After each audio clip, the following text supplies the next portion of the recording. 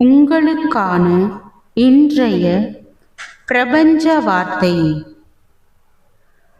உங்கள் எண்ணங்கள் நல்லவையா கெட்டவையா, மெய்யானவையா பொய்யானவையா என்று உங்களுக்கு எடுத்துரைப்பதில் உங்களது ஆழ்மனம் ஒருபோதும் ஈடுபடுவது இல்லை என்பதை நினைவில் கொள்ளுங்கள்.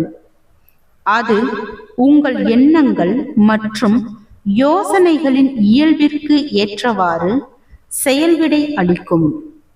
உதாரணத்திற்கு, பொய்யான ஒரு விஷயத்தை அது பொய்யென்று தெரிந்தும் கூட நீங்கள் உங்கள் வெளிமனதில் அது உண்மை என்று ஏற்றுக்கொள்கிறீர்கள் என்று வைத்துக் கொள்வோம். உங்கள் ஆழ்மனம் அதை உண்மை என்று ஏற்றுக்கொண்டு அதை உங்கள் அனுபவமாக்குவதில் ஈடுபடும்.